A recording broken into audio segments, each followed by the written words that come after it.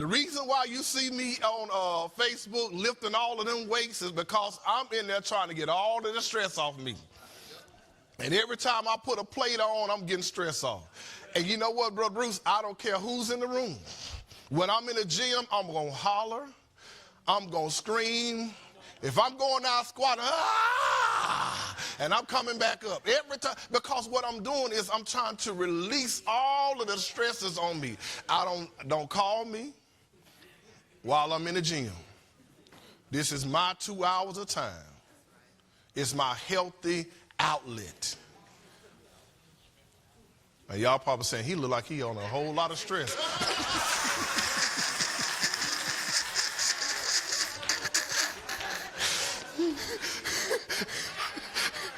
Y'all weren't supposed to laugh. Y'all weren't supposed to laugh. But those are the things that you got to find if it's walking. One of the best things I love to do, even sometimes before I preach on Sunday morning, is just to walk outside and look up. Look at the clouds, the sun, feel the cool breeze just for a moment and settle myself. It's okay you need an outlet. We can't carry this pressure. And find you somebody that you can talk to, a good friend. I say good because you don't want to tell all your business to some folks. Before you get home and before you get off the phone, they already done told everybody your business.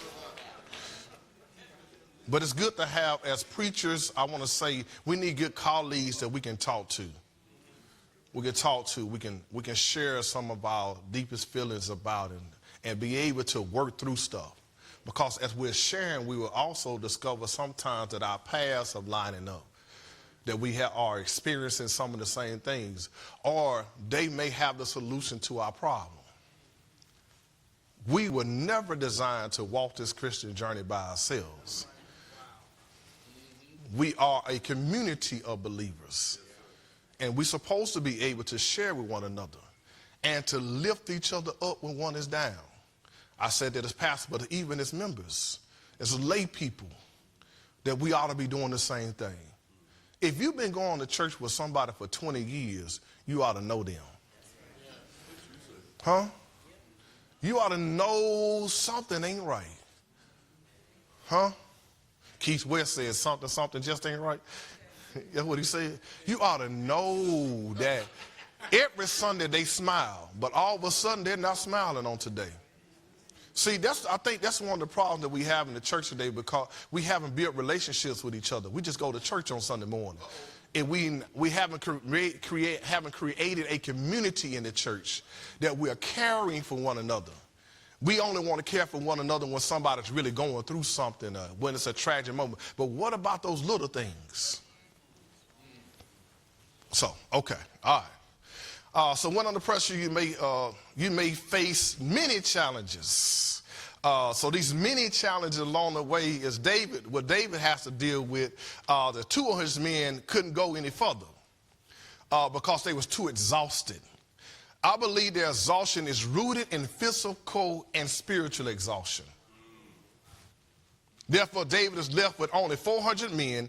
This could have caused David to panic and doubt God's promise for success. If you go up into the text, God tells him to go and you will be victorious. But because of the many challenges that he has, it could have caused him to doubt. Sometimes you got to know, even though when you're under pressure, something else is coming. It's designed to really knock you down. It's designed because they like, oh no, they still moving, they still going. Yeah, let me throw something else. That's the devil really, trying to really knock you off your course. But however, David keeps moving without the men. He's not so much caught up on the fact that the 200 can't go with him. He keeps going. This tells me people may abandon us in difficult moments.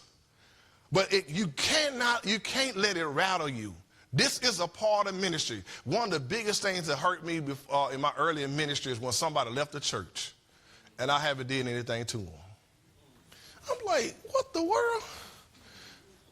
One guy said, man, I'm with you 100%. A month later, he gone.